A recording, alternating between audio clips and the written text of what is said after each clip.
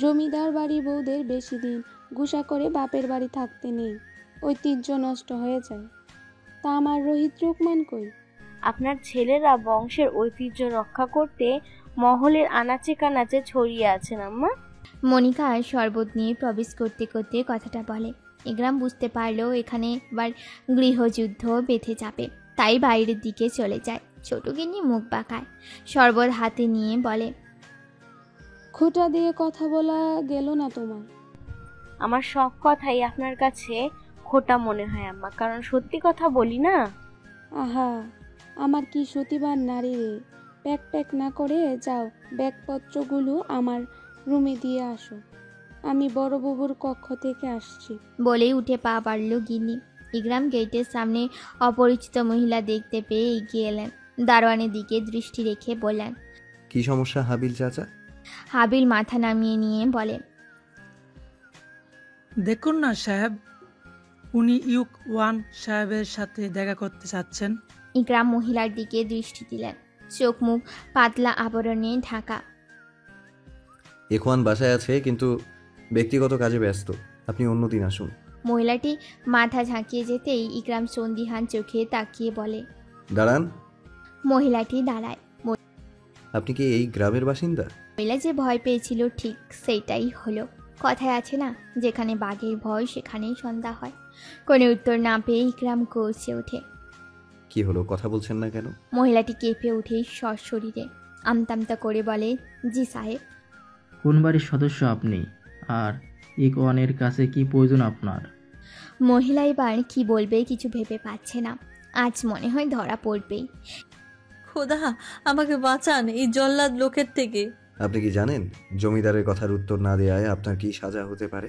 ইকরামের কথায় মহিলা শুকনো ঢোক গিলে আমতামতা করে বলে, যদি আমি হাসেম আলীর দ্বিতীয় বউ রাহেলা বানু, বাকি টাকা নেওয়ার জন্য ইকওয়ান সাহেব নাকি মহলে আসছে বলছেন।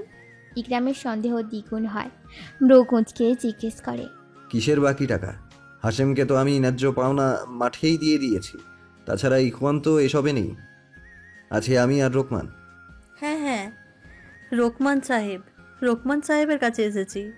মাফ করবেন সাহেব, নামটা উল্টো পাল্টা বলার জন্য। রাহেলের কথা ইকরাম পুরোপুরি বিশ্বাস করে না, তাই পুনরায় জিজ্ঞেস করে, সত্যি কথা বলুন, নয়তো শাস্তির জন্য প্রস্তুতি নিন। রাহেলা হাঁটু গেড়ে বসে নাকা কান্না শুরু করে দেয়। ওই কয় টাকা দিয়ে সংসার চলে না সাহেব। পোলাটা যে কয় টাকা কামাই করে নিজের খরচ চালায়, বাড়ি তো 1 টাকাও দেয় নাই। তাই আইছিলাম কিছু সাহায্যের জন্য। বিচক্ষণ চোখে পরখ করলেন ইকরাম। তিনি বুঝতে পারলেন রাহেলা বানু মিথ্যে বলছেন, তবু আর ঘাটালেন না। গম্ভীর কণ্ঠে বললেন, ঠিক আছে, আপনি বাসায় যান, বিষয়টি ভেবে দেখব। রাহেলা উঠে দাঁড়ায়, সালাম দিয়ে পিছনে দুপা পিছিয়ে বাড়ির পথে পা বাড়ায়। এলোমেলো চুলগুলো খোপা বেঁধে নিল নীলিমা। পরনে তার কালো সাদা মিশ্রণে সালোয়ার কামিজ। মাথায় ঘোমটা দিয়ে সুই সুতো নিয়ে বেরিয়ে পড়ল পুকুর পাড়ে। পুকুরটা ঠিক নীলিমাদের বাড়ির পিছনে, চারপাশটাও ঘেরাও করা, যদিও আশেপাশে গাছগাছালি দিয়ে ভরা। কারো যাওয়া আসা নেই বিধায় নীলিমা নিশ্চিন্তে এখানে আপন মনে বসে শখের কাজগুলো করে থাকে। এই সন্ধ্যায় পুকুরে স্নান বাঁধানো ঘাটে বসে বেলি ফুলের মালা গাঁথবে। বেলি ফুল নীলিমার খুব প্রিয় একটি ফুল, তাই মুবিনকে দিয়ে বাজার থেকে বেলি ফুলের গাছ নিয়ে এসেছিল। নীলিমা গুনগুন করছে আর সুতোয় মালা কাটছে। গাঁথা শেষে ডান হাতে পেঁচিয়ে পড়েই নীলিমা ঠোঁট প্রশস্ত করে হাসে। হঠাৎ বাড়ির ভিতর থেকে কান্নার শব্দে নীলিমার হাসি মুখ বিষাদে নামে। সব ফেলে দিয়ে বাড়ির ভিতরে প্রবেশ করে। তার বড় বোন নাজিরা মায়ের কোলে শুয়ে কাঁদছে। পিঠে দেখা যাচ্ছে অসংখ্য মারের দাগ। নীলিমার চোখে পানি এসে ভিড় জমায়। তার অতি প্রিয় বোনের একই দশা। সামান্য কয় টাকার জন্য এভাবে কেউ মারে? নীলিমা মনে মনে বেশ ক্ষিপ্ত হলো। ধীরে ধীরে এসে বোনের পাশে বসে পিঠে হাত বুলাতে লাগলো। আম্মা, আব্বারে বলবা আপা আর ওই বাড়ি যাবে না, অমন সংসারের মাথা লাথি। আচমকা আসমানি নীলিমার গালে থাপ্পড় দেন। নাজিরা চমকে উঠে বোনকে বুকে নেয়। মাইয়া মাইনছেন বিয়ে একবারই হয়, ঘরের মানুষ যতই মন্দ হোক শেষ নিঃশ্বাস অবধি থাকতে হয়। তোদের আব্বা তো কম জ্বালায় না, কই গেছি সারি তো ওদের। দ্বিতীয়বার এমন কথা যেন না শুনি নীলিমা।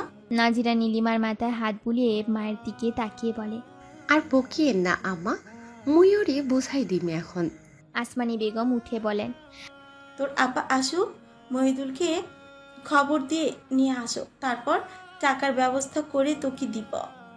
তয় থাক কয়দিন।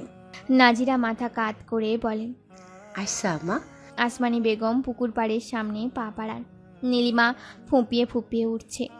নাজিরা বোনকে বুক থেকে তুলেন, গালে হাত রাখেন। ইস, লাল হয়ে গেল। থাক বোন, কাঁদিস না। ছেলে মানুষগুলা এভাবে মেয়েদের মারে কেন আপা? আমাদের কি মানুষ মনে হয় না? নীলিমার কথায় নাজিরা চোখে পানি নিয়ে হাসে, চোখের পানি মুছে নেয়। সমাজে নারীরা অবহেলিত বোন, কোনো দাম নাই মগ। দেখিস না, জমিদাররা শুধু ছেলেদেরকে সব সুযোগ দিয়েছে, তোদের তো তবু বাড়ির বাইরে বের হইতে দিয়েছে, মক্তব পড়তে দিয়েছে। আমাগো সময় তো ঘরবন্দি করে রেখেছিল। নীলিমা আনমনে বলে উঠল, আমার খুব ইচ্ছে করে স্কুলে যাইতে আপা, মুবিনের মতো লেখাপড়া করতে খুব ইচ্ছে করে, শুধু ওই বাংলা। নাজিরা নীলিমার মুখ চেপে ধরে, ফিস ফিস করে বলে, চুপ কর নীলিমা, এসব কথা বলিস না, কথা বাতাসের আগে দৌড়ায়। নীলিমা মুখ বাঁধা অবস্থায় হেসে উঠল। নাজিরা হাত ছেড়ে নেয়, মাথায় গাঁটটি মেরে বলে, তোর থেকে তোর হাসি খুব সুন্দর নীলিমা, তোর জামাই তোর হাসি দেখলে পাগল হয়ে যাইব। নীলিমা নাজিরাকে জড়িয়ে ধরে। তোমাকে প্রতিনিয়ত দেখে আমার বিয়ে করার স্বাদ নেই আপা, আমি কখনো বিয়েই করব না। হঠাৎ আসমানি বেগম উঠানে আসেন। নীলিমা, পুকুর পাড়ে সুই সুতা ফেলায় আসছিস, তোর কি কখনো হুঁশজ্ঞান হবার নাই? উঠ, এক্ষুনি নিয়ে আয়। শাম্মা, নীলিমা পুকুর পাড়ের দিকে পা বাড়ায়। বাড়ির পিছনে পা রাখতে নীলিমার মন কেমন খচখচ করে ওঠে। নীলিমার মন বলছে আশেপাশে কোনো অবয়ব লুকিয়ে আছে। এমন কেন মনে হচ্ছে সে নিজেও বুঝতে পারে না, কিন্তু ভয় হচ্ছে কেউ তাকে লুকিয়ে লুকিয়ে দেখছে না তো। এই ভেবে নীলিমা ঘোমটা টেনে নিয়ে সামনে এগোয়। সুই সুতো নিয়ে উঠতে আচমকা অচেনা পুরুষালী বুকে ধাক্কা খেয়ে নীলিমা ও মা গো বলে ওঠে। নীলিমা কপাল ঘষে সামনের পুরুষটিকে দিকে তাকায়। সামনের মানুষটি দাঁত কেলিয়ে হাসছে।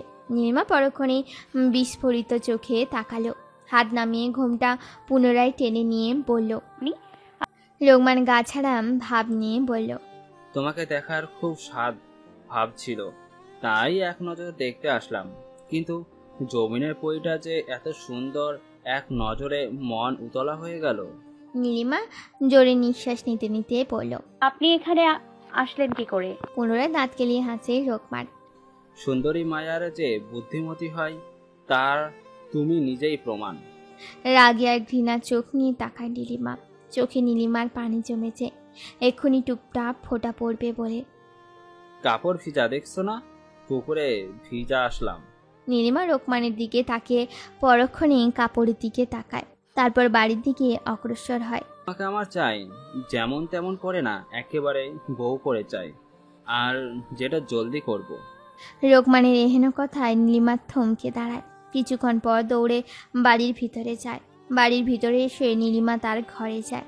নাজিরা নীলিমাকে দৌড়ে আসতে দেখে পিছন পিছন ঘরে আছে।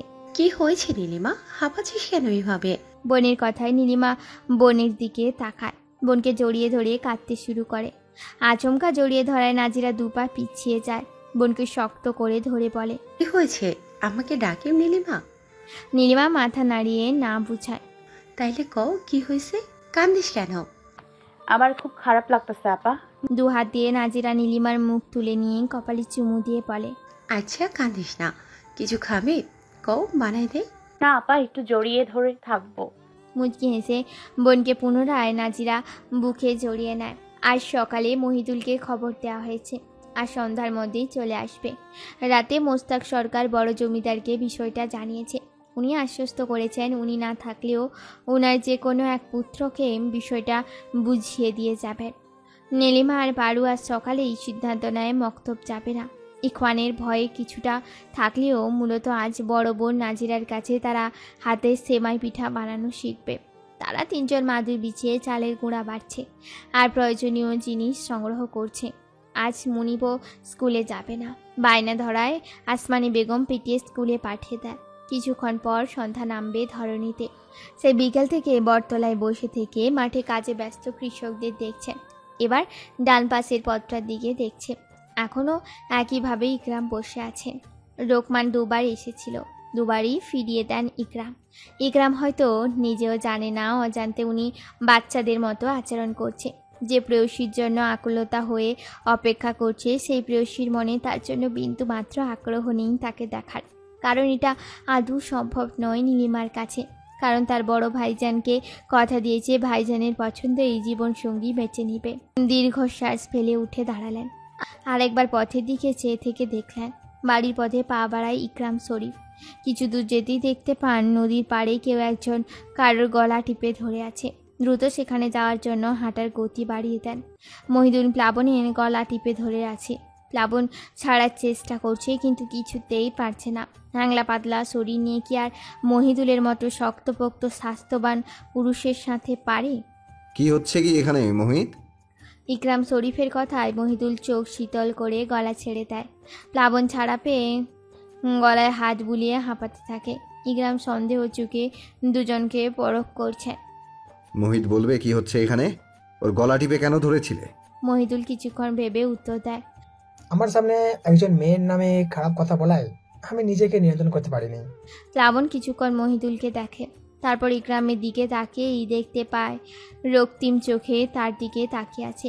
প্লাবন চোখ নামিয়ে নেয়। মোহিত কি সত্যি কথা বলেছে? তুমি কি এমনটা করেছো? প্লাবন কিছু বলে না, মাথা নিচু করে চুপচাপ থাকে। ইকরাম শরীফ ভীষণ রেগে গেলেন। মাঝখাই গলায় বলে উঠে, এই ছেলে, কথা বলছো না কেন? উত্তর দাও। মহিদুল মাটি থেকে ব্যাগ তুলে কাঁধে নিয়ে নিজেই প্রতি উত্তরে বলে, বাদ দিন স্যার, অন্যায়কারী কখনো নিজেদের দোষ সহজে স্বীকার করেন না। ওকে আমি সাথে নিয়ে যাচ্ছি, হাসান চাচার হাতে তুলে দিয়ে যা বলার বলবো। ইকরাম শরীফ তাদের যাওয়ার পানে ব্রুকুচকে তাকিয়ে থাকলেন। মনে মনে বললেন, মোহিতের কথায় মন কেন জানি সায় দিচ্ছে না। আমি নিশ্চিত মোহিত আমাকে মিথ্যা বলেছে, অন্য কোনো ঘাপলা আছে। মাগরিবের আজানের কিছুক্ষণ পর ইকরাম শরীফ মহলে ফিরলেন। অন্দর মহলে বড় জমিদার শাহমুদ শরীফ, ছোট জমিদার সাহাবুদ্দিন শরীফ ও ছোট গিন্নি রমেলা বসে আছেন। রমেলা বেগম পান তৈরি করছেন। ইকরামকে দেখে শাহমুদ কাছে ডেকে পাশে বসালেন। হাতের পত্রিকা রেখে ছেলের দিকে নজর দেন। কাল সকালে মুশতাক সরকারের পরিবারের লোকজন আসবে। ওনার বড় মেয়ের যৌতুক নিয়ে সমস্যা। ওনারা এলে সমস্যা সমাধান করে দিও। আশা করি সঠিক সিদ্ধান্তে সমাধান করে দিবে। জি আব্বাজান, কিন্তু আপনি থাকতে আমাকে কেন এসবের মধ্যে টানছেন? কারণ কাল আমি ছোট কালামের ছেলের বিবাহর জন্য দক্ষিণ পাড়ায় যাব। ইকরাম শরীফ আতঙ্ক চোখে দেখেন তার আব্বাজানকে, তারপর দেখেন সাহাবুদ্দিনকে। দুজনের চোখে মুখে পৈশাচিক আনন্দ।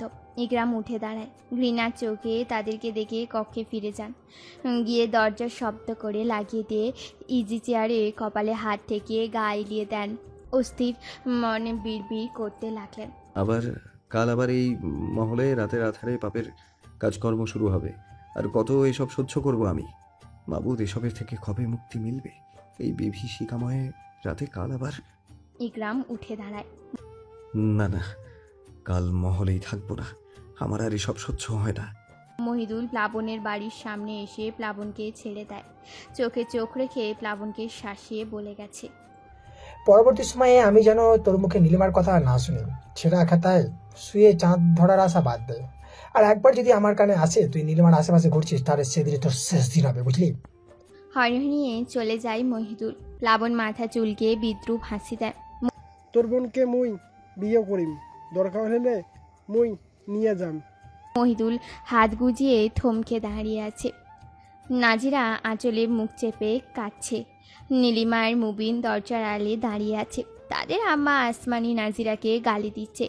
মোস্তাক সরকার চুপচাপ বারান্দার চৌকিতে বসে আছে। হ্যাঁ মা, চুপ করেন তো, আব্বা জমিদারের বাড়ি যাওয়ার দরকার নাই।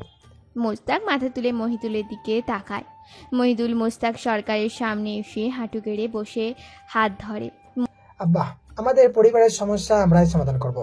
মাঝখানে কি দরকার বলো তো? মোস্তাক সরকার উঠে দাঁড়ান। মহিদুল উঠে দাঁড়ায়। প্রশ্নিত চোখে তাদের আব্বাকে দেখছেন। কিছুক্ষণ নীরব থেকে মোস্তাক বলেন, ঠিক আছে, যা ভালো হয় করো। আমি থাকছি না, কাল সকালে এমদাদুল আসলে মীমাংসা করে দিস। মোস্তাক সরকার ঘরে চলে গেলেন। মহিদুল আসমানি বেগম তার বোন নাজিরাকে ঘরে নিয়ে যেতে বললেন। দাঁতে দাঁত চিবিয়ে মহিদুল বিড়বিড় করে বলল, আসতে তো আগে ওই কুতের বাচ্চাকে মাসে মাসে টাকা নেওয়ার সব বুঝাবো আমি। তখন সূর্য জানান দিচ্ছে সকাল হয়ে গেছে। এমন ভ্যাপসা গরমে টিনের চালে নিচে থাকা মুশকিল হয়ে যায়। মধ্যরাত থেকে নীলিমার পেট ব্যথা শুরু হয়। ঘুম না হওয়ায় বেলা পর্যন্ত ঘুমাতে চেয়েও পারল না। আড়মোড়া ভেঙে উঠে বসল নীলিমা। হাতের সাহায্যে চুলগুলো খোপা করে নিয়ে বিছানা থেকে নেমে আয়না থেকে কাপড় নিয়ে কুয়াপাড়ে যায়। ইকরাম শরীর বাগানে পাতানো টেবিলে বসে চা পান করছেন আর পত্রিকা পড়ছেন। আজ তিনি মাঠে যাবেন না, রোকমান আর রাজীবকে পাঠিয়ে দিয়েছে। বাগানে বসে নীলিমার পরিবারের জন্য অপেক্ষা করছে। রুমঝুম কোথাও থেকে কাঁদতে কাঁদতে দৌড়ে এসে ইকরামের পাশে দাঁড়ায়। ইকরাম ফুপিয়ে কান্নার আওয়াজে পত্রিকা নামিয়ে পাশে দৃষ্টি রাখেন। আরে আমার আম্মাজানরা কাঁদছে কেন? তাদের আম্মা কি বকা দিয়েছে? রুমঝুম দুজন দুজনকে দেখে। ইকরাম পত্রিকা টেবিলে রাখেন। রুমঝুমের হাত দুটো ধরে কাছে টেনে নিয়ে গালে হাত বুলিয়ে বলেন, বলেন কে কাঁদিয়েছে আমার আম্মাজানদের? তার গর্দান নিয়ে নেব আমি। রুম কান্নার বেগ বাড়লে ঝুম কান্নার স্বরে বলে। ইকরামের ভ্রু কুঁচকে যায়। ওদের দুজনকে আরিফার কাছ দিয়ে ইউখান কক্ষ যায়। ইকরাম যখন প্রবেশ করে তখন ইউখান সদ্য গোসল শেষ করে বের হয়। তাই ইকরাম ওখানে দাঁড়িয়ে ইখওয়ানকে প্রশ্ন করে, তুই ঝুমুরদের মেরেছিস কেন ইখওয়ান? ভাইয়ের করা প্রশ্নে ইখওয়ান মাথা নিচু করে নেয়। কথা বলছিস না কেন ইখওয়ান? মহলের ছোট বাচ্চারাও কি তোর থেকে রেহাই পাবে না? ইখওয়ান মাথা নিচ করেই উত্তর দেয়, উপরের ঘরে ওদের যাইতে নিষেধ করা সত্ত্বেও কেন গিয়েছিল?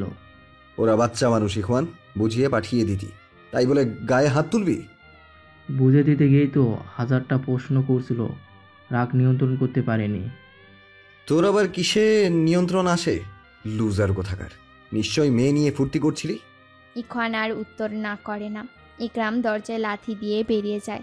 ইখওয়ান মাথা তুলে বিশ্রী গালি দিয়ে তোয়ালে ফিক মারে। ইকরাম এখনো পর্যন্ত 10 কাপ চা খেয়েছেন। বেলা ঠিক মধ্যাস্তে অবস্থিত। ইকরাম আর বসে থাকলেন না, হাঁটতে হাঁটতে বাইরের দিকে যাচ্ছেন। আরিফা ইকরামের অনুসরণ করে ডাকলো। ইকরাম দাঁড়িয়ে ফিরে তাকান। আরিফা ব্যস্ত পায়ে এগিয়ে আসেন ইকরামের সামনে। বলছিলে আমার ভাইকে আসতে, কই আসলো না তো? আমি খবর দিয়েছি, আসবে হয়তো। খবর দিয়েছো মানে? আজ স্কুলে যাওনি তো পড়াতে? না, আব্বাজান একটা কাজ দিয়েছেন, সেটাই করতে যাচ্ছি। এমদাদুল অনেকক্ষণ এলো এসেছে। এমদাদুলের এক কথা, আজ টাকা ছাড়া যাবে না। আজ টাকা না দিলে নাজিরাকে রেখে চলে যাবে। এক প্রকার তর্কাতর্কির পর মহিদুল রেগে গিয়ে এমদাদুলের ফতুয়া টেনে ধরে। নাজিরা আর আসমানি এগিয়ে আসে। বাঁশে তৈরি দরজা সরিয়ে ভিতরে ঢুকেন ইকরাম শরীফ, সাথে আছেন তাদের মালি রহমান। যখনই দেখা হয় তখনই দেখি কারো না কারো গলা ধরে আছো। কি ব্যাপার মোহিত, তুমি কি গলা ছাড়া আর কিছু পাও না? ইকরামের কথায় চারজনই তাকায়। নাজিরা আর আসমানি মাহিদকে ছেড়ে দেয়, কাপড় ঠিক করে সরে দাঁড়ায়। মহিদুলও কিছুক্ষণ পর ছেড়ে দেয়। জমিদার সাহেব, আপনি যে? ইকরাম ঠোঁট এলিয়ে হাসে। বসতে দিবে না? বসে কথা বলি। আসমানি বেগম বারান্দায় চৌকিতে বসতে দেয়, কাপড় দিয়ে মুছে। এমদাদুলকে মোড়ায় বসতে দেয়। তার সামনে চৌকিতে বসেছে ইকরাম ও মহিদুল। নীলিমা শুরু থেকেই দরজার আড়ালে দাঁড়িয়েছিল, এখনও রয়েছে। নাজিরা আর আসমানি ঘোমটা টেনে মহিদুলের পাশে দাঁড়িয়ে আছে। ইকরাম এমদাদুলের দিকে দৃষ্টি রেখে বললেন, আপনাদের বিয়ের কতদিন হয়েছে? আর চোখ দেখে এমদাদুল উত্তর দেয়, যে সাহেব 7 বছরের বেশি হইব। আপনাদের সন্তান কতজন আছেন? এমদাদুল ক্ষিপ্ত মেজাজে বলে, বন্দা আবার বাচ্চা কই থেকে দিব? নাজিরা আঁচলে মুখ চেপে কেঁদে ওঠে। মহিদুল খেপে আসতেই ইকরাম আটকিয়ে নেয়। ইকরাম এমদাদুলের দিকে রাগি চোখে তাকিয়ে বলেন, আপনার এই বাজে কথার জন্য কি শাস্তি হতে পারে সেটা আপনার চিন্তার বাইরে। গ্রামের জামাই বিধায় বেঁচে গেলেন রহমান সাহেব। ইকরামের ডাকে রহমান সামনে আসে। জি সাহেব, বলুন। রহমানের দিকে দৃষ্টি রাখে। আজ এই মুহূর্তে আমাদের গরুর গাড়িতে করে মহিলাল কবিরাজকে নিয়ে আসার ব্যবস্থা করো। আমি জানতে চাই কার সমস্যা, তারপর বাকি আলোচনা। নীলিমা ঠোঁট এলিয়ে হাসে। রহমান মাথা নিচ করে কুর্নিশ করে চলে যায়। ইকরামের সাথে মহিদুলও উঠে দাঁড়ায়। আসি মোহিত, আশেপাশে আছি, সময় মতো চলে আসবো। জি সাহেব, ধন্যবাদ। ইকরাম ঠোঁট এলিয়ে হেসে প্রস্থান করেন। ইকওয়ান রাজীবের খোঁজে মাঠের পাশে খুপড়ি ঘরে আসে। এই ঘরে মূলত ইকরাম চড়ি বিশ্রাম নেন। কাজ শেষে কৃষকরা এখানে এসে মজুরি নিয়ে যায়। রাজীব আর লোকমান বসে কোন বাড়ির কোন মেয়ে কর্তা গল্প করছে। রোকমান, ছোট ভাইজান এখনো আসেননি? ইকওয়ান কথায় লোকমান উঠে বসে। বর্ষা থেকে দাঁড়ায় রাজীব। না, ইখওয়ান বলছিল তো আসবে, কেন, কোনো দরকার? ইকওয়ান কড়া মেজাজ নিয়ে বলে, অমন ঢাবনার কাছে আমার আবার কি দরকার? আমি রাজীবরে নিতে যাচ্ছি। এই রাজীব ভাই। লোকমান উঠে দাঁড়ায়। আমি এখানে একা একা থাকবো কি করে ইখওয়ান? ইকওয়ান হাসতে লাগলো। তাই একটা মাইয়া পরি নিয়ে আসি দেই, তাতে হবে? লোকমান অপমানের ন্যায় চোখ নামিয়ে নেয়। ইকওয়ান রাজীবকে নিয়ে চলে যায়। লোকমান মাথা তুলে তাকিয়ে পুনরায় শুয়ে পড়ল। বিড়বিড় করে বলল, আমার চোখে যে পরি ধরা পড়েছে তাকে পেলে আমি ধন্য। তারপর বেসুর গান ধরলো। মহিলাল কবিরাজ আস্তে আস্তে 4টা বাজে। মুবিন ততক্ষণে স্কুল থেকে ফিরেছে। নীলিমা পুকুর পাড়ে মনমরা হয়ে বসে আছে। কবিরাজ এমদাদুল আর নাজিরাকে সামনে বসিয়ে নিয়ে তার সাথে থাকা জিনিসপত্রের সাহায্যে কাজ করে যাচ্ছে। মহিদুল আর আসমানি চৌকিতে বসে আছেন। আসমানির কোলে বসে আছে মুবিন। ইকরাম শরীফ মোড়া থেকে উঠলেন। মহিদুলকে আসছি বলে তাদের বাড়ির পিছনে পা ফেললেন। নিজেকে পুরু ঢেকে নিয়ে ক্ষোভটা দিয়ে পুকুর পাড়ে আনমনে বসে আছে নীলিমা। মন তার খুব করে চাচ্ছে তার বোনের যেন কোনো সমস্যা না হয়। তার বোন যেন এবার সকল অত্যাচার থেকে বাঁচতে পারে, এবার যেন একটু সুখের দেখা পায়। ইকরাম শরীফ ঠিক নীলিমার পিছনে নিঃশব্দে দাঁড়িয়ে আছে। বুকের ভিতর এতক্ষণ তোলপাড় শুরু করেছে। সামনে তার কাঙ্ক্ষিত সেই নারী। হাত পা শিরশির করে উঠছে ইকরামের। ঠিক আর এক পা দিলেই দেখতে পারে কাঙ্ক্ষিত সেই মুখ। কিন্তু ইকরাম শরীফ কোনো এক বাধায় নড়তে পারছে না, না পারছে ডাকতে। গলার কাছে সব কথা দলা পাকিয়ে আসছে। নীলিমাও বুঝতে পারছে না তার পেছনে দাঁড়িয়ে আছে পিপাসাযুক্ত এক অবয়ব, কারণ তার ধ্যান তার বোনকে নিয়ে। ইকরাম এক পা এগোতেই কানে আসে পুরুষালী এক কণ্ঠ, জমিদার সাহেব। ইকরাম শরীফ পিছনে ফিরে তাকায়। নীলিমা চমকে উঠে তাকায়। এত কাছে জমিদার সাহেবকে দেখে দু পিছাতেই ধপাস করে পুকুরে পড়ে যায়। ইকরাম পুনরায় সামনে ফিরে তাকায়। মহিদুল এগিয়ে আসে। নীলিমার না ওঠার কারণ মহিদুল বিষয়টা বুঝতে পেরে ইকরামকে বলে, আপনি ভেতরে যান জমিদার সাহেব, আমি দেখছি বিষয়টা। ইকরাম শরীফ না চাইতেও যেতে হলে তিনি বুঝতে পেরেছেন তিনি যতক্ষণ থাকবেন ততক্ষণ নীলিমা উঠবে না, তাই ব্যস্ত পায়ে চলে গেলে। দম বন্ধ হয়ে মরবি নাকি? আর কতক্ষণ ডুবে থাকবি? উঠে বাগান। নীলিমা মহিদুলের কথায় উঠে ভাইয়ের দিকে ভয়ের চোখে তাকায়। কতদিন বলেছি বাড়িতে কেউ আসলে ঘর থেকে বের হবি না। নীলিমা মাথা নামিয়ে নেয়, মিনমিন করে বলে, ভুল হয়েছে ভাইজান। মহিদুল আর কিচ্ছু বলে না, হাত বাড়িয়ে দেয়। নীলিমা উঠে আসে, মহিদুলের পিছে পিছে এসে বাড়ির ভেতর ঢোকে। ইকরাম এক পলক দেখেই চোখ নামিয়ে নেয়। ভেজা কাপড় শরীরের সব অঙ্গ জামার উপরেই দৃশ্যমান হয়েছে। এক হাত ঘোমটা দিয়ে পাড়ে যায়। ইকরাম শরীর বিড়বিড় করে বললেন, শরীরের সব অঙ্গ দৃশ্যমান দেখাচ্ছে, আর উনি ঘোমটা দিয়ে মুখ ঢেকেছেন। বেয়াদ্দপ মেয়ে। আপা, ওর কাপড় দিয়ে আসো। পাগলি মেয়ে জমিদারকে দেখে ভয়ে পুকুরে পড়ে গেছে। মহিদুলের কথায় নাজিরা উঠে ঘরের দিকে যায়। আসমানি চিন্তায় পড়ে গেলে। মেয়েকে তার জমিদার দেখলে তো সর্বনাশ হয়ে যাবে। মেয়ের যার রূপ সর্বনাশ হওয়ার কথা, জমিদারের চোখ তো রূপেই আটকায়। আল্লাহ রক্ষা করিয়া আমার মেয়েটাকে, এই রূপে আমার মেয়ের ধ্বংস না হয়। মাইয়ার তেমন কোনো সমস্যা নাই, পোলার একটু সমস্যা আছে, চিকিৎসা দিলেই সমাধান হইবে। মহিলাল কবিরাজের কথায় ঘোর ভাঙে আসমানি। নাজিরা কুয়াপাড় থেকে আসতেই কথাটা শুনে দাঁড়িয়ে পড়ে। খুশিতে চোখে পানি আসে। মহিলা কবিরাজ তার পাওনা নিয়ে চলে যায়। ইকরাম শরীফ এমদাদুলকে কিছু টাকা দিয়ে শাসিয়ে দিয়েছে। এবারই তার শেষ পাওয়া এটা। এই টাকা দিয়ে ব্যবসার কাজে লাগিয়ে দিতে বলেছে। নাজিরার শরীরে যেন আর আঘাত না করা হয়। আরও অনেক কিছু বলেছেন ইকরাম শরীফ। মহিদুল আর ইকরাম শরীফ দাঁড়িয়ে কথা বলছে। সে সময় আসে পারুল। তাদের দুজনকে একসাথে দেখেই মাথা নিচ করে সালাম দেয় পারুল। নীলিমা ঘরে আছে, ভিতরে যা। মহিদুলের দিকে তাকায় পারু ভয়ে মিনমিন করে বলে, ভাইজান মক্তব যাবার নাই বুবু? মহিদুলের গ্রামের ভাষা শুনলেই পিত্তি চলে ওঠে। রাগ সংযত করে বলে, ভিতরে যেতে বললাম না তোকে? পারু ঢোক গিলে ভিতরে যায়। আমি আসি তাহলে মোহিত, ভালো থেকো। গরিবের বাড়ি এসেছেন, খেতেও বলতে পারছি না, এত বড় উপকার করলেন, কি বলে ধন্যবাদ দেবো বুঝতে পারছি না। ইকরাম মুচকি হাসলো, মহিদুলের কাঁধে হাত রাখলো।